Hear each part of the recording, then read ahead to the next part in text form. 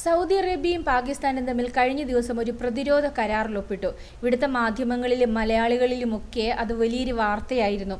ലോക മാധ്യമങ്ങളൊക്കെ തന്നെ ഇപ്പോൾ ഇങ്ങനെയൊരു വാർത്തയ്ക്കൊരു പ്രചാരം കൊടുത്തത്, അല്ലെങ്കിൽ ആ വാർത്തയ്ക്കൊരു പ്രചാരം ഇപ്പോൾ കിട്ടിയത് ഇസ്രായേലും അറബ് രാജ്യങ്ങളും തമ്മിലുള്ള സംഘർഷം നിലനിൽക്കുന്നതിനാലാണ്. പാകിസ്ഥാനും സൗദി അറേബ്യയും ഇത് ആദ്യമായിട്ടല്ല ഇത്തരം കരാറുകളിൽ ഏർപ്പെടുന്നതും പ്രതിരോധ സംവിധാനങ്ങളിൽ ഒന്നിച്ച് പ്രവർത്തിക്കുന്നതും.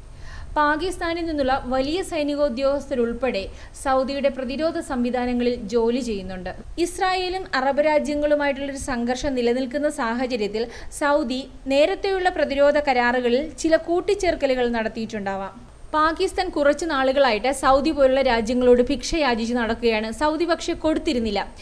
എന്നാൽ ഇപ്പോഴത്തെ സാഹചര്യം മുതലെടുത്തുകൊണ്ട് സൗദി കുറച്ച് പണമൊക്കെ അങ്ങോട്ട് എറിഞ്ഞിട്ട് കൊടുത്തുകൊണ്ട് പാകിസ്ഥാൻ്റെ സൈനിക സേവനം ലഭ്യമാക്കുകയാണ് ചെയ്തിരിക്കുന്നത്. പക്ഷേ കേരളത്തിലെ സുഡാപ്പികളും ജിഹാദികളുമൊക്കെ അത്യാഹ്ലാദത്തിലാണ്. പാകിസ്ഥാൻ ഒരു കുഴപ്പം വന്നാൽ സൗദി വന്ന് അവരെ സംരക്ഷിക്കും. നമ്മളാണ് പാകിസ്ഥാനെ ഇനി ആക്രമിക്കുന്നതെങ്കിൽ നമ്മളെ സൗദി അടിച്ച് നിലംപരിശാക്കി കളയും. ഇതാണ് ഇവിടുത്തെ സുഡാപ്പികളുടെയും ജിഹാദികളുടെയും ഒക്കെ ചിന്ത. ഇനി അങ്ങനെ തന്നെയാണെന്നിരിക്കട്ടെ, പക്ഷേ എന്തുകൊണ്ടാണ് നമ്മുടെ രാജ്യത്തിന് ഒരു ആപത്ത് വരുന്നു എന്ന് കേൾക്കുമ്പോൾ ഇത്തരക്കാർ സന്തോഷിക്കാനുണ്ടാവുന്നത്?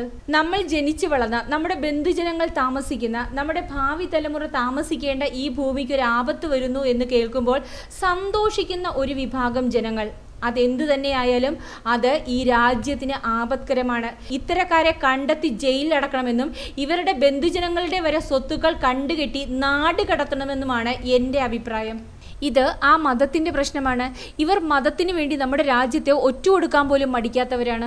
സുഡാപ്പികളും ജിഹാദികളുമൊക്കെ ഒരു കാര്യം മനസ്സിലാക്കുന്നത് നല്ലതാണ്. സൗദി നമുക്കെതിരെ ഒരു ചെറു വിരൽ പോലും അനക്കില്ല. സൗദിക്ക് അതിനുള്ള പവറുമില്ല, കുറെ പണമുണ്ടെന്നേ ഉള്ളൂ. ഇനി പാകിസ്ഥാൻ്റെ കൂടെ സൗദിയല്ല അമേരിക്ക ഉണ്ടെന്ന് പറഞ്ഞാൽ പോലും പാകിസ്ഥാനെതിരെ ഒരു നടപടി എടുക്കണമെങ്കിൽ ഇന്ത്യ അത് ചെയ്തിരിക്കും.